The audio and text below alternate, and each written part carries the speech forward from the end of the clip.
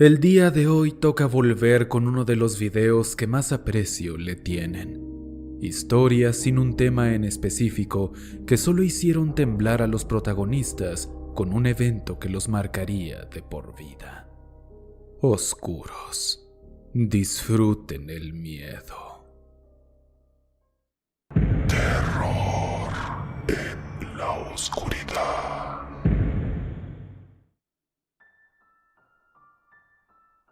Un amigo no imaginario.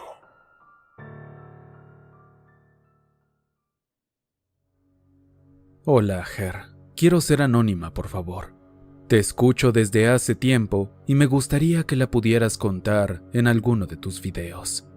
Soy la mayor de 3 hermanos y cuando mi hermano del medio tenía 6 años, comenzó a decir que tenía un amigo que solo él podía ver y pasaba horas jugando con él. Aunque es normal que los niños tengan amigos imaginarios a esa edad, mi hermano siempre decía que este amigo llamado Esteban era diferente y jugaban juegos más maduros juntos. Además, decía que se parecían mucho físicamente. Un año después, llegamos a casa una noche y mi madre subió a dormir a nuestro hermano menor, que en ese momento era un bebé de 1 año. Ella me encargó que metiera a bañar a mi hermano de 7 años y que pusiera algunas cosas en el refrigerador. Cuando salí de la cocina, entré al cuarto de mi hermano y lo vi sentado en el piso jugando. Enojada, le grité: «¡Te dije que te metieras a bañar!».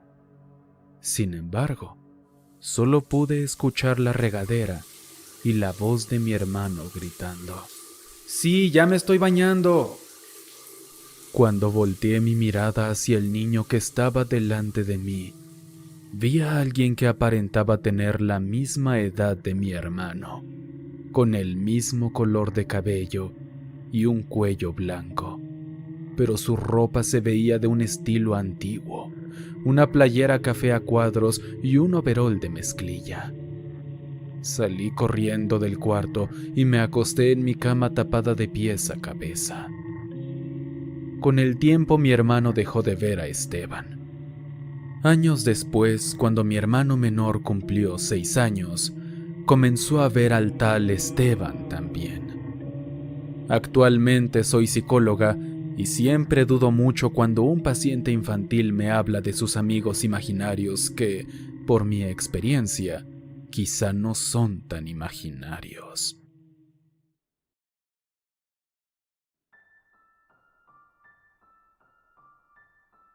Hablándole a la nada.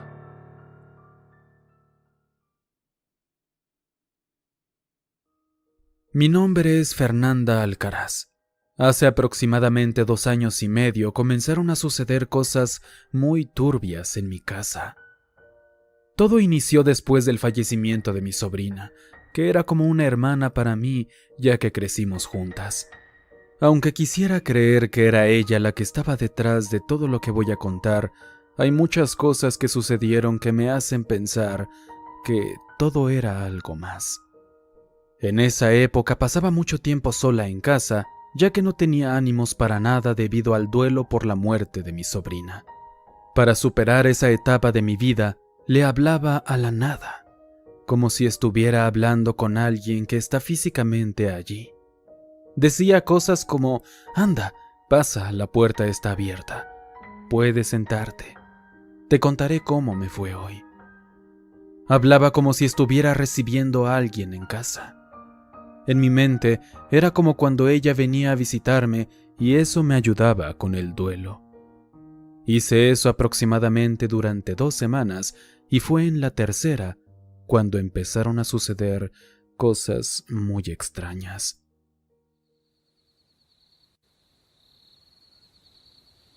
Jamás olvidaré la madrugada en la que mi pesadilla comenzó. Eran alrededor de las 2 de la mañana cuando desperté asustada al sentir como si alguien se sentara en la orilla de mi cama. Podía sentir una mirada pesada sobre mí, pero me mantuve con los ojos cerrados todo el tiempo. No quería abrirlos porque tenía miedo de lo que pudiera estar ahí.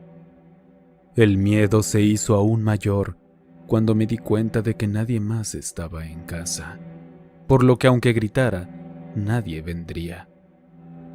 Pasó alrededor de 1 hora cuando los resortes de la cama se escucharon y regresaron a su forma original. Lo hundido que se sentía desapareció y la cama volvió a estar uniforme. Recuerdo que no pude dormir en todo lo que restó de la noche y al día siguiente fui muy asustada a contarle a mi madre, quien solo me miró como a una loca. Decidí dejarlo pasar, pensando que tal vez mi sobrina había venido a visitarme o algo por el estilo. Así que creí que sería la única vez que eso pasaría. Pero estaba muy equivocada. Pasaron meses desde ese incidente y siempre que estaba en la casa podía sentir una mirada pesada encima de mí todo el tiempo. Siempre volteaba a todas partes intentando encontrar a alguien que estuviera mirándome y hallar una explicación razonable, pero no había nadie. Las ventanas nunca estaban abiertas en casa y había veces en las que yo estaba en el sofá y la puerta del baño, que estaba cerrada completamente, se abría sin razón aparente. Se escuchaban pasos en el pasillo que daba a los cuartos y a veces había unas manos marcadas en los cristales de la ventana de mi habitación. Quería suponer que eran mis manos para mentirme a mí misma de que nada de eso estaba pasando, pero no era así. Una vez me armé de valor y limpié los cristales, aprovechando que estaba sola en casa, ya que mi madre estaba la mayoría del tiempo en la casa de mi tía, que se encontraba a 1 cuadra de la nuestra. Sabía que nadie los tocaría y podría ver si eran mías o de mi madre. Limpié los cristales y antes de quitarme, revisé que no hubiera ninguna mancha. Me senté en el sillón de mi habitación y me puse a leer un rato. Durante todo ese tiempo, podía sentir esa sensación de ser mirada mientras leía. Pasó un rato largo y cuando me levanté del sillón para revisar, ahí estaba la marca de una mano, como si se hubiera apoyado en el cristal. No había absolutamente nadie en casa y yo no me había acercado. Medí mi mano con la del cristal y la mano del cristal era un poco más pequeña que la mía. Te envío fotografía. En ese momento ya estaba aterrada y molesta porque me sentía acosada por lo que sea que fuera eso. Y recuerdo claramente que grité muy molesta que era una idiota y que me dejara en paz, que no quería que estuviera ahí y que se largara. Bueno, pues fue un grave error, ya que al parecer eso le molestó. A partir de ahí, todo comenzó a hacerse más fuerte. Comencé a despertar más frecuentemente en la madrugada al sentir de nuevo que se sentaban en la orilla de mi cama. En las noches se escuchaba como si alguien tocara mi ventana. Mis cosas se caían de las repisas. Me azotaban la puerta de mi habitación cada vez que la tenía abierta. Las pocas veces que podía dormir, despertaba con pequeños rasguños en la parte interna de los brazos y marcas como si los hubieran tomado con fuerza. La mirada se sentía cada vez más pesada conforme pasaban más meses. Había veces en las que miraba al final del pasillo que da a las habitaciones y veía una sombra parada viéndome fijamente o en la orilla de mi ventana, como si estuviera asomándose para observarme. Un día mi madre se acercó conmigo y me dijo que también había visto una sombra observándola. En ese momento ella me creyó todo lo que le había estado contando durante más de 1 año. Mi madre siempre ha sido católica y por mi parte he sido atea, pero en ese momento recuerdo que yo ya aceptaba lo que fuera con tal de que esto terminara. Mi madre tomó una botella de agua bendita que se encontraba en nuestro hogar y comenzó a rociarla por toda la casa mientras rezaba. Después de eso pasaron alrededor de 4 días en los que me sentí un poco más tranquila. Ya no veía la sombra ni sentía la mirada. Muy ingenuamente creí que eso se había ido, pero no era así, ya que a la noche del 5.º día de haber hecho aquello, pasó lo peor que he vivido hasta ahora. De solo recordarlo, me dan náuseas y escalofríos. Era temporada de lluvias y la luz se iba constantemente. Todos tenemos el típico cuarto donde guardamos cosas que nunca utilizamos. Es como una bodega. En mi casa, esa bodega estaba enfrente del cuarto donde guardábamos toda nuestra ropa. Yo había salido de bañarme, así que entré al cuarto donde estaba la ropa para cambiarme e irme a mi habitación. Recuerdo que estaba terminando de cambiarme cuando se fue la luz. Me quedé quieta unos segundos mirando a todas partes. En eso, la luz volvió y mi vista fue a la ventana que daba justo a la ventana del cuarto que usábamos como bodega.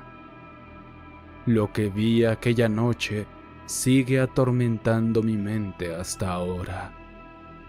Había un hombre con una soga en el cuello, colgando del techo, viéndome fijamente.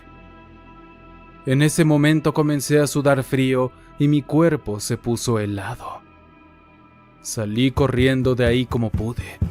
Quería gritar, pero no podía debido al shock en el que me encontraba.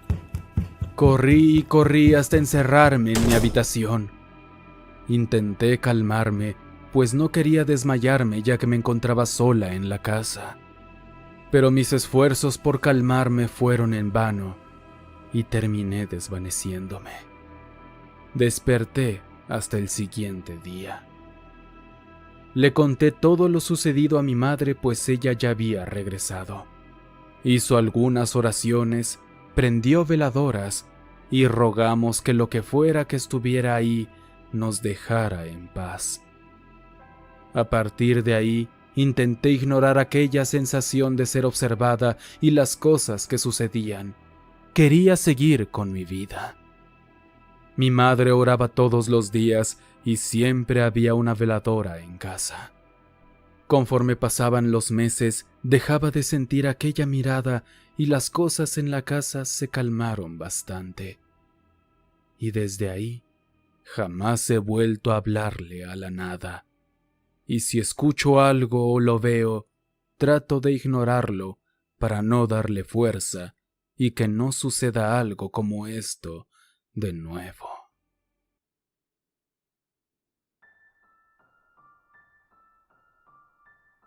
Alas enormes.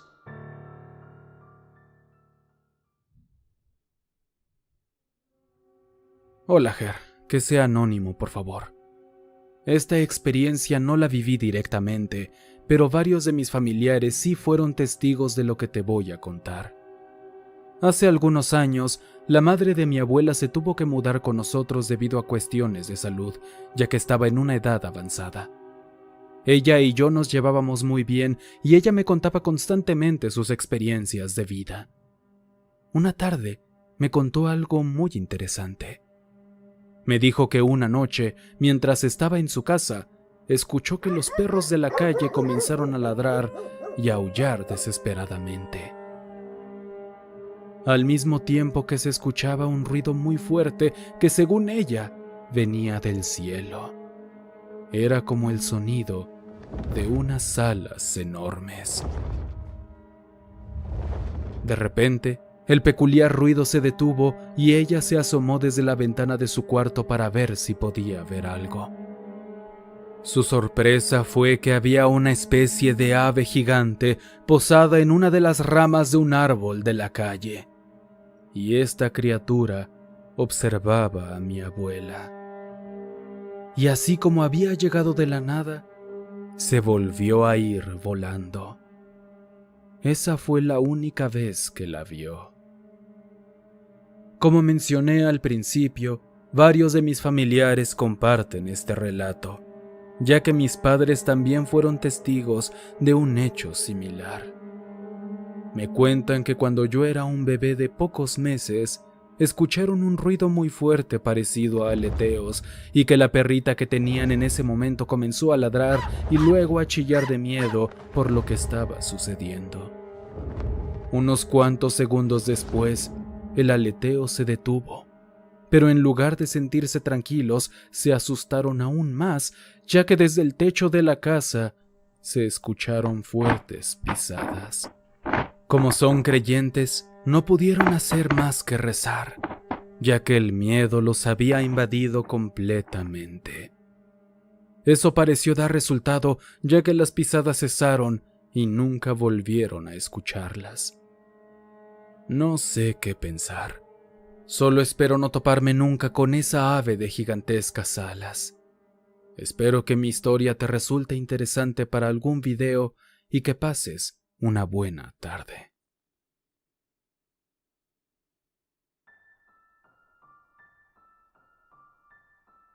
La ciguanaba.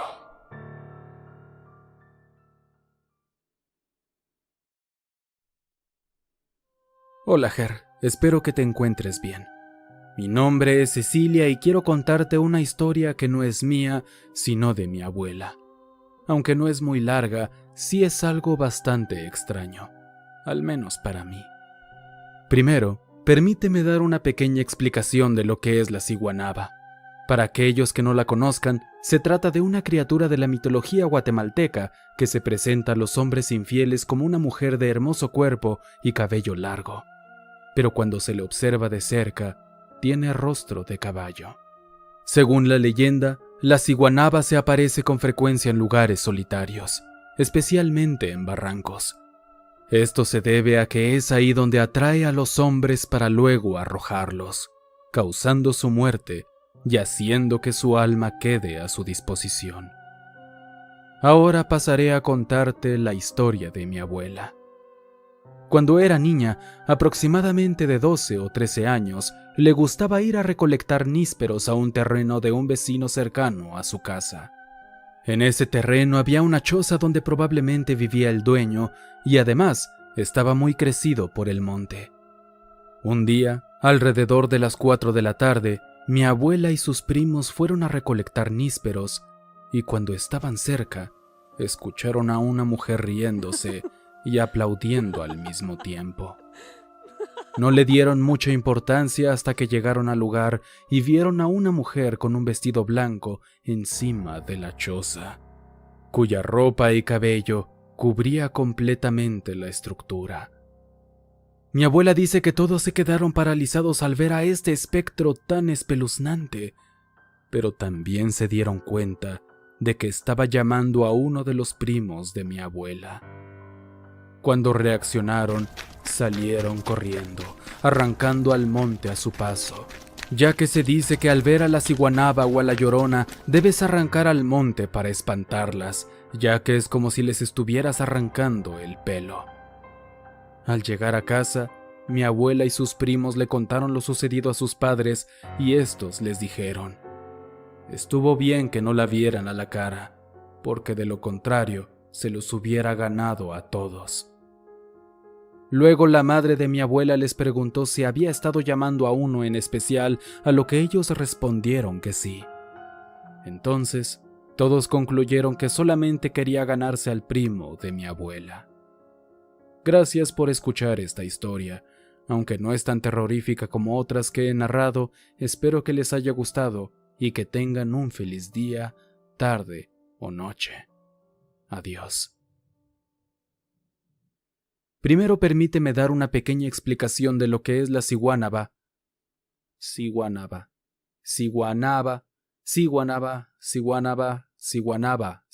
¿no? Sí, así se, ciguanaba. Joder.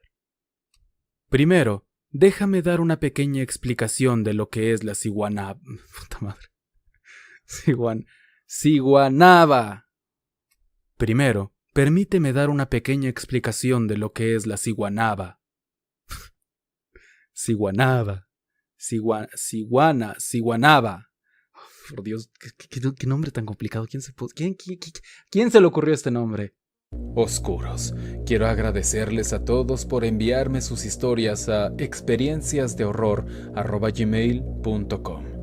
Han sido muchas, afortunadamente, y espero no tardar tanto tiempo en subirlas todas.